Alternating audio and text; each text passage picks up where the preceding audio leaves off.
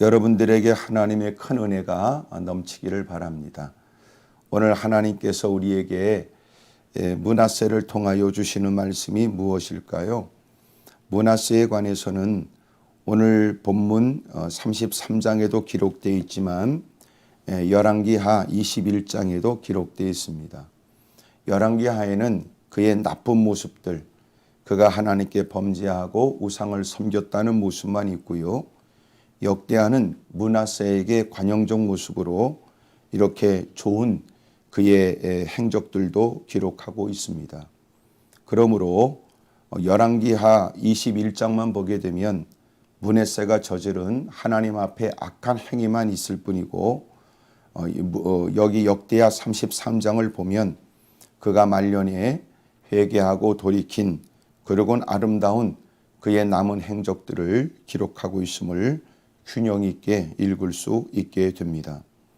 므낫세가 왕위에 오르게 되고 그가 안타깝게도 아버지가 히스기야 왕인데 히스기야가 하나님을 잘 섬겼던 모습들을 우리는 기억하지요. 그런데 그의 아들로서 므낫세가 아버지한테 뭘 배웠을까 싶은 안타까운 일들이 기록되어 있습니다. 아버지가 믿음이 좋다고 해서 아들이 믿음이 좋을 거라고 생각하는 것이 얼마나 큰 오산이에요.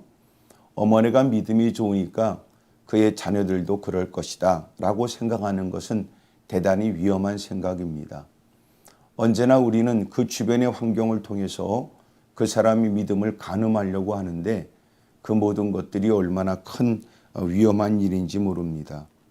아버지가 히스기야 왕이니까 그의 아들로서 왕위를 계승받게 된 므낫세가 누구보다 믿음이 좋을 거라고 생각이 되지요. 하지만 그는 33장 2절에도 하나님 보시기에 악을 행했는데 여호와께서 이스라엘 자손 앞에서 쫓아내신 이방 사람들의 가증한 것을 본받게 됩니다. 열왕기하 21장을 보면 이렇게 기록되어 있어요. 21장 2절에 므낫세가 여호와 보시기에 악을 행하여 여호와께서 이스라엘 자손 앞에서 쫓아내신 이방 사람의 가증한 일을 따랐고 또 그의 아버지 히스기야가 헐어버린 산당들을 다시 세우며 히스기야가 여러분 산당을 제거했는데 그 산당을 다시 세운 거예요. 그리고 이스라엘 왕 아합의 행위를 따라 바알을 위하여 제단을 쌓으며 아세라 목상을 만들며 하늘의 1월 성신을 경배하며 섬겼다. 그렇게 돼 있어요. 그러니까 오늘 본문으로 돌아오면 이방 사람들의 가증한 일을 본받았는데 그는 아버지로부터 마땅히 본 바가 있고 들은 바 있고 배운 바 있어서 누구보다 신실한 신앙의 모습을 보여야 되는데 그는 오히려 아버지가 보였던 신앙의 모범적 모습을 따르기보다는 이방 사람들이 행하는 그릇된 일을 본받았고 또 놀라운 것은 그는 이스라엘 왕 아합이 행하는 하나님이 가장 싫어하는 그릇된 우상을 섬기는 바알과 아세라를 섬기는 일을 따랐다니까 참 가슴 아픈 일입니다. 그러므로 므낫세는 뭘 했어요? 그는 바른 것을 행한 것이 아니라 다른 것을 따라간 거예요. 우리가 교회 안에서도 그럴 수 있지요. 그가 적어도 이렇게 못된 짓을 하려고 그러면 그렇게 조상들이 세운 하나님의 은혜로 세워진 믿음을 계승하여 왕으로서의 역할을 감당할 생각은 하지 않고 왕위는 계승을 받되 오히려 그는 신앙을 계승받지 않았던 거예요. 참 못됐지요. 교회를 출입하면서 하나님에 관한 얘기를 하지만 그는 하나님에 관한 얘기는 떠버리긴 해도 그는 다른 것을 따르고 그리고 그는 나쁜 것을 본받는다고요. 참 못됐잖아요.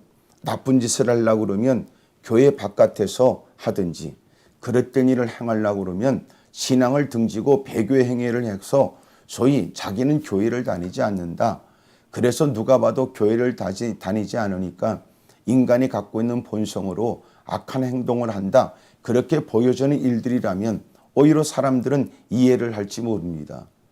그것도 사회적인 법으로는 용납되지 않아서 법적인 제재를 받는 일인데 교회 안에서 결코 밖에서도 용납할 수 없는 그릇된 일, 교회 안에서도 행할 수 있다는 걸 가르쳐주고 있는 거예요. 여러분, 우리는 다른 것을 따르면 안 됩니다. 우리가 적어도 하나님을 섬긴다고 하면 하나님이 우리에게 가르쳐 주시고 주님께 은혜를 입었다면 주님의 은혜 안에서 마땅히 우리가 해야 될 바른 일들을 행해야 됩니다. 가슴 아픈 것은 아버지를 따르지 않았고 이방신을 따르게 되었고 이방 사람들이 행하는 가증한 일을 본받게 되었습니다. 그리고 이스라엘 사람들이 행하는 그릇된 일을 서슴없이 따르게 된 거예요. 그리고 그는 누구보다도 행한 그릇된 일들은 얼마나 잔인하고 못됐는지 말입니다. 그는 자기 아들들을 흰놈의 아들 골짜기에서 불 가운데로 지나게 하고 점치며 사슬과 요술을 행하고 신접한 자와 박수를 신임하여 여호와 보시기에 악을 많이 행하여 여호와를 진노하게 했습니다. 여호와의 전 두 마당에 하늘의 일을 성신을 하여 제단도 쌓았습니다. 하나님이 이미도 하신 말씀은 짓밟아버린 그는 서슴없이 행하는 일들이 9절에는 유다와 예루살렘 주민이 므낫세의 꾀임을 받고 악을 행한 것이 여호와께서 이스라엘 자손 앞에서 멸하신 모든 나라보다도 더 심했다고 가르쳐줘요. 여러분, 아버지 아들로서 행할 수 없는 일을 했습니다. 하나님이 세우신 나라의 왕으로서 행해서는 안 될 일을 행했습니다. 하나님께서 베푸신 은혜를 입어 하나님께서 허락하신 그 왕위를 계승받은 사람으로서는 해서는 안 될 일을 행했습니다. 더 놀라운 사실은 이방 사람들, 다른 나라 사람들도 행하지 않은 더 못된 짓도 행했습니다. 이토록 그릇되고 못된 인간이 있단 말입니까? 용납할 수 없는 일을 서슴없이 행했습니다. 자신뿐만 아니라 모든 남유다 이스라엘 백성들을 다 그렇게 죄를 짓도록 꾀었습니다. 하나님은 그가 다시 돌아오도록, 하나님의 백성이 하나님의 백성으로 돌아오도록, 하나님께 돌아오도록 하나님이 이런 일들을 보고만 계시지 않았습니다. 성경은 하나님이 진노하셨다고 하지만 결국과 큰 곤혹을 치르기도 하지만 그러나 하나님은 그런 그들을 그냥 놔두지 않았습니다. 성경에 보니까 10절에 여호와께서 므낫세와 그의 백성에게 이르셨으나 그들이 듣지 않았다 이렇게 말씀했거든요. 이 말씀에 열왕기의 하 21장이 이렇게 기록되어 있습니다. 하나님께서 사람들을 보내신 거예요. 그리고 그들에게 깨닫게 하시려고 힘쓰셨지요. 열왕기하 21장 10절에 여호와께서 그 종 모든 선지자들을 통하여 말씀하여 이르시되 그랬어요. 모든 선지자들을 통하여 그의 종 모든 선지자들 말입니다. 한두 사람을 보낸 게 아니었다는 걸 알게 됩니다. 그들이 이렇게 얘기했어요. 21장 11절 유다왕 므낫세가 이 가증한 일과 악을 행함이 그 전에 있던 아모리 사람들의 행위보다 더욱 심하였고 또 그들의 우상으로 유다를 범죄케 하였도다. 그러므로 이스라엘의 하나님 여호와가 말하노니 내가 이제 예루살렘과 유다의 재앙을 내리니 듣는 자마다 두 귀가 울리리라. 내가 사마리아를 잰 줄과 아합의 집을 다림 보던 줄을 그렇게 재어서 살펴서 봤던 다림 보던 줄을 예루살렘에 베풀고 또 사람이 그릇을 씻어 엎음같이 예루살렘을 씻어 버릴지라. 내가 나의 기업에서 남은 자들을 버려 그들의 원수의 손에 넘긴즉 그들이 모든 원수에게 노략거리와 겁탈거리가 되리니 이는 애굽에서 나온 그의 조상 때부터 오늘까지 내가 보기에 악을 행하여 나의 진노를 일으켰음이니라 하셨더라. 하나님께서 모든 선지자를 통하여 말씀하신 거예요. 올 본문의 10절에 여호와께서 므낫세와 그의 백성에게 이르셨으나 그들이 듣지 아니하므로 이렇게 되어 있습니다. 하나님은 그들이 돌이키길 원하여 말씀을 보내신 거예요. 하나님의 선자들을 통하여 그들에게 재앙을 내릴 것이다. 여러분, 웬만한 사람이라면 그런 말에 두려운 마음으로 무릎을 꿇고 눈물을 떨구며 주님께 은혜와 자비를 구하는 것이 마땅한데도 놀라운 건 모든 선자들을 통하여 그들에게 하나님이 나타내실 그 진노를 어떻게 행하실지를 가르쳐 주셨으나 그들은 그럼에도 불구하고 거침없이 지금까지 행했던 우상을 섬기는 일을 멈추지 않았습니다. 전승에 의하면, 내려온 얘기에 의하면 이 당시에 이 므낫세가 이사야 선지자를 톱으로 켜 죽였다, 이런 얘기가 있습니다. 하나님의 말씀을 증거하는 선지자들을 어떻게 대했는지, 오히려 그 말씀 앞에 겸허히 무릎을 꿇고 죄를 뒤집어 써가면서 옷을 찢으며 자신의 죄를 고해야 마땅했는데도 오히려 선지자들을 그렇게 핍박했으며, 그리고 이사야도 그렇게 톱으로 켜 죽였다고 얘기를 합니다. 사랑하는 여러분, 하나님이 그들에게 말씀했습니다. 돌이키도록 말이지요. 하나님 말씀했습니다. 그들이 얼마나 끔찍한 하나님의 진노를 유발시키는 바르지 못한 일을 행했는지를 주님은 가르쳐 주신 거예요. 하나님이 우리에게도 결코 고난과 고통 가운데 있을 때 왜 하나님이 나를 이렇게 무지막지하게 다루는가, 그런 생각이 들지도 모릅니다. 왜 하나님은 이렇게 가차없이 내게 고통과 어려움을 주시는가, 그런 마음이 들 수도 있어요. 하지만 하나님께서 그런 고통과 어려움을 주시기 이전에 하나님은 늘상 드렸던 예배 가운데 주의 종을 통하여 말씀하셨던 겁니다. 하나님이 우리가 마음을 열고 사모하며 하나님께 하나님 말씀을 듣고자 하여 말씀을 접했을 때 주님이 우리가 읽는 말씀을 통하여 우리에게 임의도 깨닫게 하셨던 거예요. 때로는 불현도 떠오르게 하시는 성령의 음성을 통하여 주님이 우리를 가르쳐 주시기도 하지요. 사랑하는 여러분, 끊임없이 어둠의 세력들은 우리로 하여금 하나님 말씀을 듣지 못하고 세상을 떠도는 일에 마음을 삐끼게 만듭니다. 하나님 말씀을 경히 듣게 만들지요. 하나님 말씀을 우습게 듣게 한다고요. 목사가 늘 하던 말을 한다고 생각하도록 만들어 마음의 진지함으로 말씀을 경청하지 못하도록 만들거든요. 그러나 하나님이 늘 그 말씀이 그 말씀처럼 들려지지만, 그렇게 늘 그 말씀이 그 말씀이라고 들려졌던 그날 그 말씀이 그에게 마지막 말씀인지도 모릅니다. 하나님이 참고 또 기다리고 또 기다리시다가 그때 마지막으로 들려준 말씀인데도 인생은 늘 들었던 말씀이니까 그 말씀을 가볍게 듣는다는 것이 얼마나 끔찍한 일이냔 말이에요. 하나님께서 여러 선지자를 보냈습니다. 모든 선지자를 보냈습니다. 이사야 선지자도 말씀을 전했을 겁니다. 그러나 그렇게 단호하고 분명한 어조로 드렸던 하나님 말씀을 전했던 그 선지자를 핍박과 고난과 마침내 죽음으로 몰아버렸습니다. 하나님 말씀을 듣지 않았습니다. 그러자 하나님께서 아수르 왕의 군대 지휘관들이 와서 치게 했습니다. 가장 그 당시에 막강했던 군사력을 갖고 있었던, 제국을 가지고 있었던 여러분, 이 아수르가, 바벨론으로 함락시켰던 이 아수르가, 막강한 힘을 갖고 있는 이 아수르가 마침내 여러분 여기 남유다를 공격한 거예요. 어떻게 공격하게 되었느냐? 여러분, 그것은 개인적 야심이 있기보다는 그 모든 배경에는 하나님이 이런 일을 허용했다고 가르쳐 주지요. 여호와께서 아수르 왕의 군대 지휘관들이 와서 치게 하셨습니다. 잔인하기 이를 데 없습니다. 막강한 군사력입니다. 나름대로 갖고 있는 그 어떤 것으로 저항할 수 없는 어마어마한 힘이었습니다. 아수르 왕의 군대 지휘관들이 와서 마침내 유다 나라를 짓밟아 버렸습니다. 남유다를 그냥 완전히 짓밟아 버렸습니다. 얼마큼이요? 그들은 전쟁에 패하게 되었고 므낫세는 사로잡혔습니다. 도망가지 못했습니다. 나라는 점령당했고 나라는 짓밟히게 되었으며, 그리고 그 모든 좋은 곳들은 다 약탈당하게 되었고 므낫세도 사로잡혀 갔습니다. 그의 모습은 쇠의 사슬로 결박당하여 끌려갔다는 거예요. 얼마나 모욕적이고 얼마나 수치스러운 일입니까?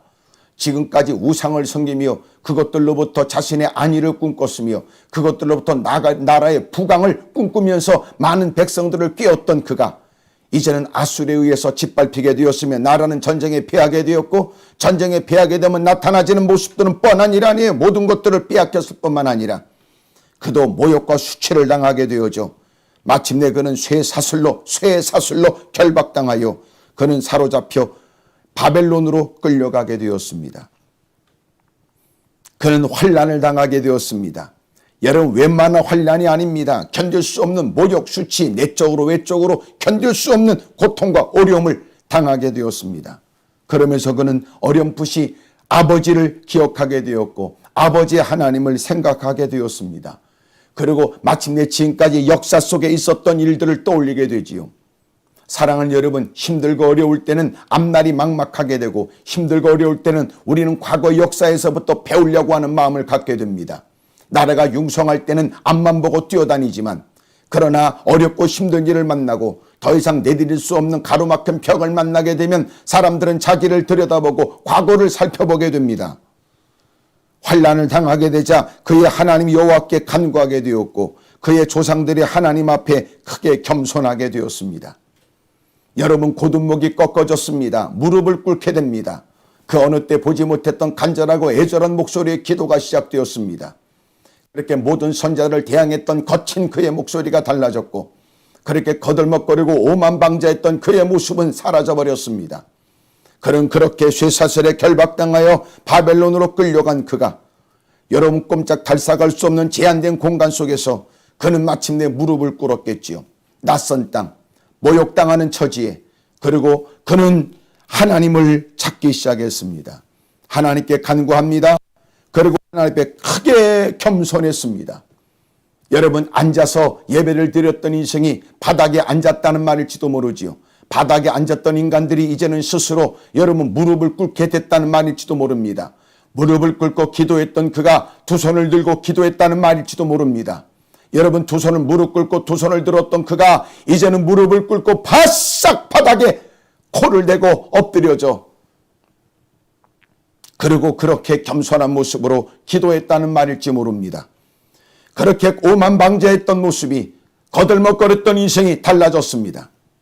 그리고 그는 사력을 다하여 하나님께 매달려 기도합니다. 그렇게 몸부림쳐 기도하는 그의 간절한 기도, 13절에 보니까 그렇게 기도했더니 하나님이 그의 기도를 받으셨습니다. 그의 간구를 들으셨습니다. 그리고 주님은 그에게 은혜를 베풀어 주신 거예요. 이게 웬일입니까?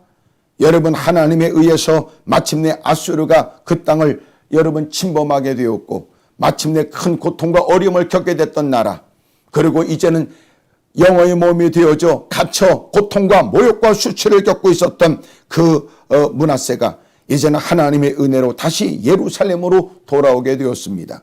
그리고 다시 왕의 자리에 오르게 되었습니다. 다시 회복하게 된 겁니다. 그러고 나서 13절에 우리가 주목해 봐야 될 마지막 부분, 므낫세가 그제서야 여호와께서 하나님이신 줄을 알게 됐다고 말하고 있습니다. 여러분, 그제서야 하나님이신 줄 깨닫게 됐다는 거예요.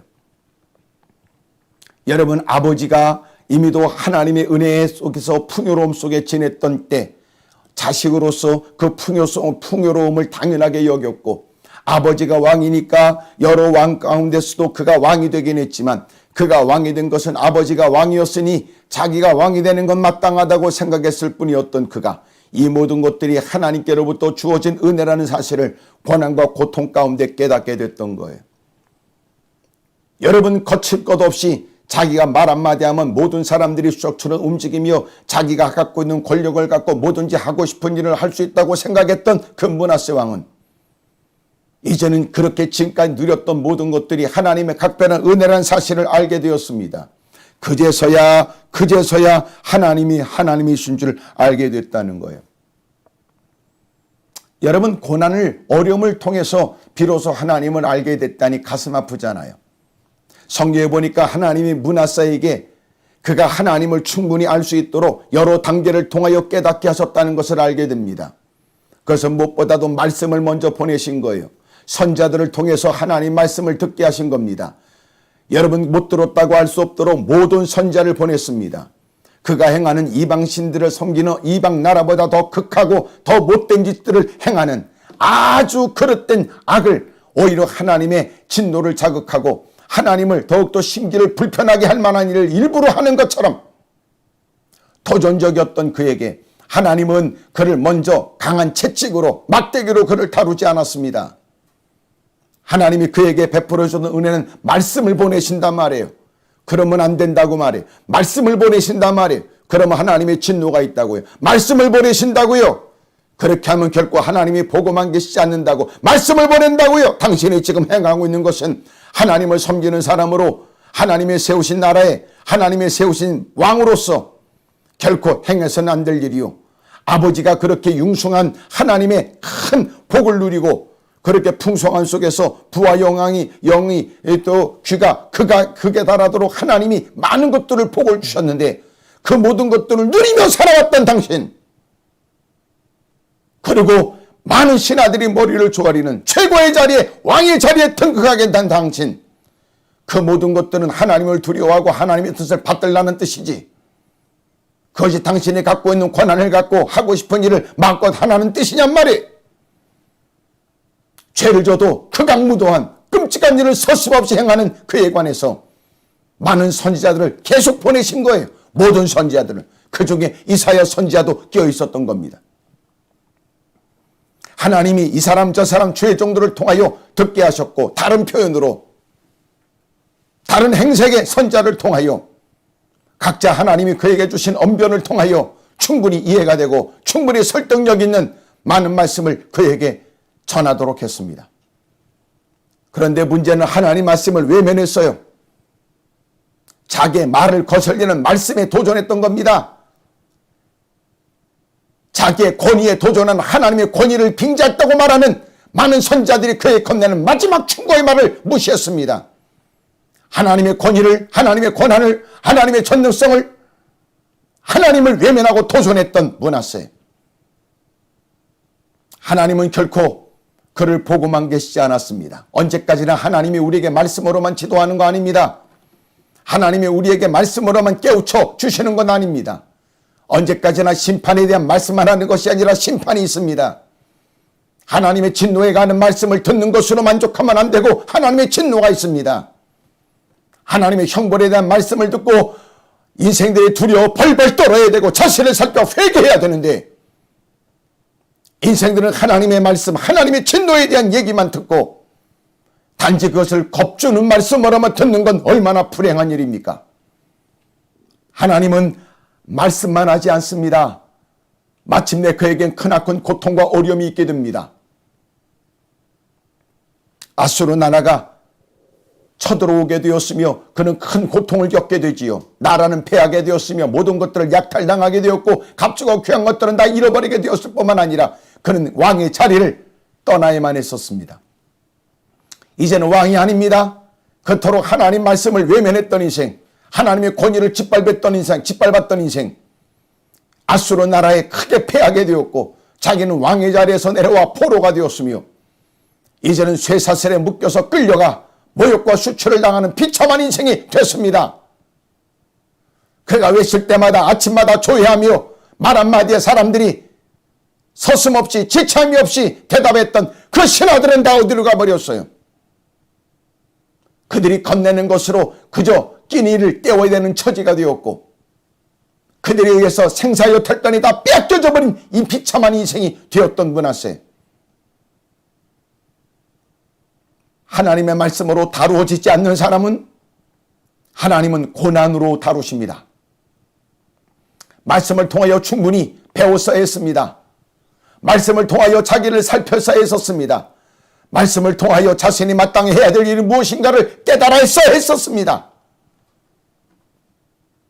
마침내 하나님 말씀으로 부족한 듯 보여졌던 오만방자한 인생, 하나님은 그에게 마침내 고난과 고통으로 깨닫게 하시죠. 어찌 보면 하나님이 요 근래에 일어나는 모든 일들을 통하여 하나님은 우리를 깨닫게 합니다. 피할 수 없는 상황에, 어찌할 수 없는 처지에 우리는 좌절하거나 절망하기보다는 오히려 하나님께서 이 고난 가운데 내게 원하시는 것이 무엇인가, 하나님께서 왜 이렇게 우리를 고난과 고통 가운데 있게 하시는가, 마침내 하나님은 우리를 이 모든 일도 좋은 일이 되게 하시겠으나 왜 하나님은 고통과 어려움 속에 있게 하시는 이 시간은 우리에게 어떤 의미일까, 우리는 생각해 봐야 합니다. 우리가 지금까지 놓쳤던 하나님 말씀은 없을까? 우리가 세상의 마음을 빼앗겨 정신없이 분주하게 즐기며 살아온 시간 속에 세상의 요란한 소리의 마음을 빼앗겨버리고 이런저런 소리의 마음을 빼앗겨버려 정작 하나님은 말씀했으나 우리도 예배자리에 앉아 예배를 드리며 말씀을 들었으나 하나님 말씀을 모른 척하거나 외면했던 것은 없었는지, 남의 말씀으로만 들었지 하나님이 내게 주시는 말씀으로 들어야 했었으나 놓쳤던 부분은 없었는지 말이죠. 사랑하는 여러분, 하나님께서 우리에게 말씀을 통하여 배우게 하고 말씀을 통하여 자기를 살피게 하고 말씀을 통하여 앞으로 해야 될 일들을 깨닫게 하셨으나 인생들이 하나님 말씀을 무시하고 세상에 들려지는 얘기에 세상에 끼리끼리 어울리는 분위기 속에서 하나님 말씀을 외면한 우리를 주님은 때로는 예기치 못한 시련과 역경을 통하여 깨닫게 합니다. 우리의 감각에 살아나게 합니다. 우리의 마음에 긴장된 마음에 돌게 합니다. 이제는 그렇게 왁자지껄했던 내 주변의 사람들은 다 떠나버리게 되고 홀로있는 공간에 이제는 주님의 세면 음성을 스스로 사모하게 되고 이제는 주님이 들려주는 작은 음성도 크게 듣기 위해서 귀를 쫑긋거리게 되고 그 어떤 모든 일에도 좀 더 예사롭게 보지 않아 더 긴장과 진지한 마음으로 그 모든 일에 의미를 두려고 힘쓰게 되지요. 하나님은 고난을 통하여 우리를 깨닫게 합니다. 아수르의 나라의 침공을 받습니다. 그는 왕의 자리에서 내려와 했습니다.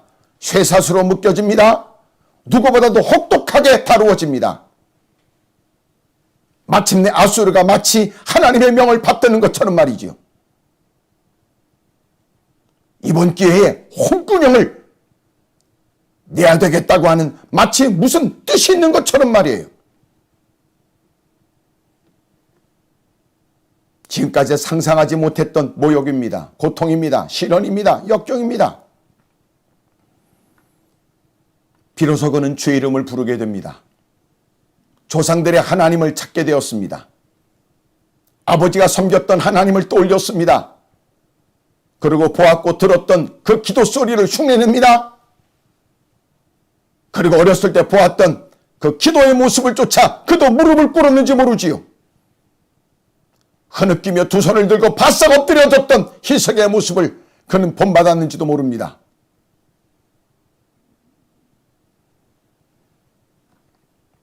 하나님의 말씀으로 충분히 배우지 않으면 하나님은 고난으로 우리를 다루십니다. 어리석은 사람은 말씀으로 배우기보다 고난으로 배우지요. 때로는 사람들은 참 못됐기 때문에 죄악, 악성이 존재하기 때문에 고난으로도 배운다, 고난으로도 배운다 이 말보다는 고난으로만 배우는 게 있다 이 말이 맞는지도 몰라요. 고난으로도 배우지만 고난으로만 배우는 것이 있단 말이에요. 또한 고난으로도 배우는 사람이 있지만 풍요 속에서뿐만 아니라 고난으로도 배우는 사람이 있지만 어떤 사람은 고난으로만 배우는 사람도 있단 말이에요. 완악하기 그지없는 사람. 사랑하는 여러분, 마침내 원치 않았던 생각지 못했던 결코 상상하지 못했던 고난과 시련과 역경을 만나게 되면서 그는 하나님을 생각했고 무릎을 꿇게 됩니다. 여러분, 아수르 나라의 침공을 받아서 무릎을 꿇기보다는 오히려 하나님께 먼저 말씀을 통하여 무릎을 꿇는 게 더 좋을 뻔했지요. 아수르 나라의 고통을 당하고 모욕을 당하며 무릎을 꿇기보다 많은 선자를 통하여 들려주시는 그 말씀 때문에 하나님께 무릎을 꿇는 게 더 좋을 뻔했지 않았겠습니까? 그러나 말씀으로는 배우려고 하지 않아요. 얼마나 인간이 약한지. 하나님은 고난을 통하여 깨닫게 하셨습니다. 자신이 얼마나 무능한지, 되어지는 모든 것들이 자기 뜻대로 되지 않는다는 사실이 그동안 많은 사람들이 그렇게 자신 앞에 외쳤던 그 말씀이 생각나졌을 거예요. 고난을 통하여 하나님의 율례를 배우게 되지요. 아픔 속에서 하나님 말씀을 이해하게 되었습니다. 평중에서 깨닫게 됩니다. 제한받는 공간 속에서 배우게 됩니다. 자기가 원하는 것을 할 수 있는 모든 조건들을 다 잃어버리고 난 다음에 비로소 깨닫게 됩니다. 그는 기도하기 시작합니다. 그의 기도는 간절합니다. 애절합니다. 절박합니다. 긴박합니다. 그렇게 등 따스고 배부를 때는 거들먹거리고 오만망자할 때는 무사람들이 사력을 다해 매달려 기도하는 기도를 폄훼하고 하찮게 여겼던 사람, 우습게 여겼던 사람들, 하나님의 고난을 통하여 그런 기도가 우리 모두에게 필요하다는 사실을 알게 하지요. 생활이 어려운 사람만 그렇게 기도하는 거 아닙니다. 육체의 고통 때문에만 그렇게 기도하는 거 아니었습니다.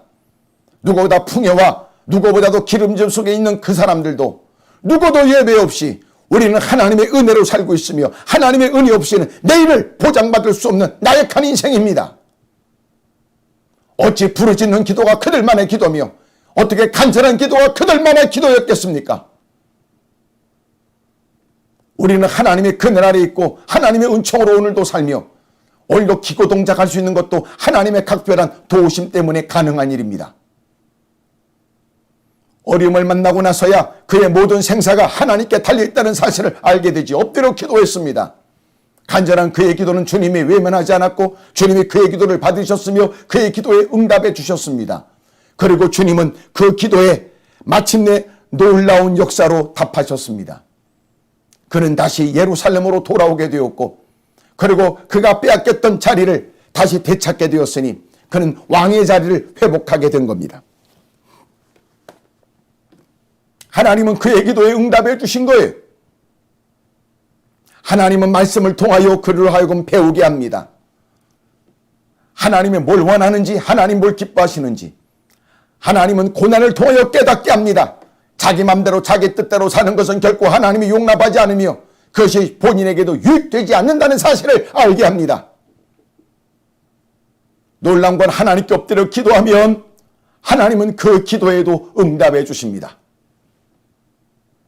제가 도도 기도를 말씀했습니다. 유튜브를 보게 되면 도도하게 기도해라. 여러분 그 말씀도 여러분 찾아볼 수 있을 거예요. 여러분 도도하게 하게 여러분 이제라도 기도해야 됩니다. 이제라도 여러분 진작 하나님께 엎드려 기도했으면 좋을 뻔했지요. 은혜 받은 사람답게 하나님을 아는 사람답게 엎드려 기도하면 좋을 뻔했지만 그러나 이제라도 기도하니까 다행이다 그 말이에요. 고난을 통하여 깨닫게 되었습니다. 하나님이 도와줘야 된다는 걸 시련을 통하여 알게 되었습니다. 기도는 고난과 고통을 만나는 사람만 필요한 게 아니라 누구보다 높은 자리에 있을 때 모든 것을 할 수 있는 고난이 있을 때도 하나님께 여쭈며 하나님의 지도를 받았어야 했다는 걸 깨닫게 되지요. 그것을 모든 걸 다 잃어버리고 난 다음에 알게 됐습니다. 그러나 이제라도 기도하는 기도를 하나님은 기뻐하셨고 그의 기도를 외면하지 않았습니다. 하나님은 다시 회복의 은혜를 갖게 하신 거예요. 성경에 그러므로 그는 그제서야 하나님을 알게 됐다고 말해요. 어찌 보면 되어지는 모든 일들을 통하여 하나님은 지금까지 무늬만 그리스도인이었던 사람들 진정과 하나님을 알게 하시려고 하는지도 모릅니다. 하나님의 말씀을 듣는 것으로 만족했던 사람이 이제는 피할 수 없는 고난과 환난을 통하여 하나님이 자신을 진정으로 살피게 하고 그리고 하나님 말씀대로 순종하고 살지 못했던 우리 자신을 깨닫게 하고 이제라도 그 어느 때 보지 못했던 진지한 기도, 바른 기도 그 기도의 모든 것들이 달려있는 듯한 기도를 배우게 하시고 그리고 그 기도를 들으시는 하나님을 알게 하시려고 하나님이 이런 환경 속에 또 우리를 깨닫게 하시는지도 모릅니다. 사랑하는 여러분, 그제서야 하나님을 깨닫게 됐던 므낫세처럼 우리는 정말 하나님을 알고 있는 사람일까요? 하나님이 이런 환경을 통하여 그제서야 하나님의 줄 알게 됐다 이런 고백을 하게 하시는 걸까요?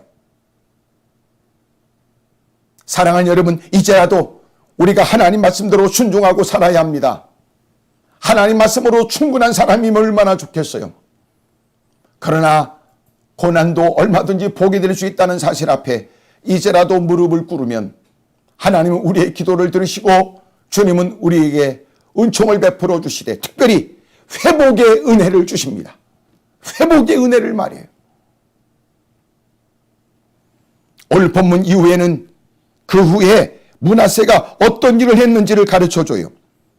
나라의 큰 위기를 만났고 아수를 통하여 침공을 받았으니 그는 외성을 쌓는 일에 힘썼고 또 하나는 그가 이방 신들과 여호와의 전에 우상을 제거하며 여호와의 전을 건축한 사내와 예루살렘에 쌓은 모든 제단들을 다 성 밖에 던지고 여호와의 제단을 보수하고 화목제와 감사제를 그 제단에 드리고 유다를 명령하여 이스라엘 하나님 여호와를 섬기라 하고 백성이 그의 하나님 여호와께만 제사를 드렸으나 아직도 산당에 제사를 드렸더라. 산당에 제사를 드렸더라 그래요. 17절에 보면 참 중요한 말씀이잖아요. 그렇게 각양의 우상을 섬겼던 그가 비로소 하나님이 하나님이 줄 깨닫고 나서야 17절에는 여호와께만 제사를 드렸다. 여호와께만 제사를 드렸다.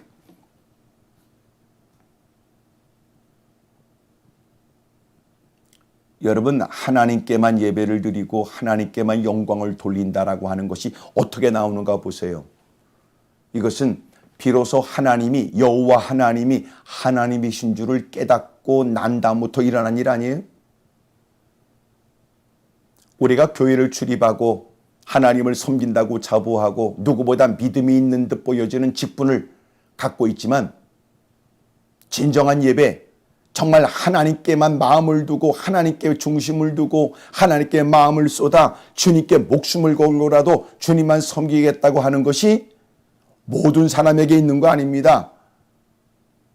정말 하나님이 하나님이시라는 사실을 깨달은 그에게만 가능한 일이에요.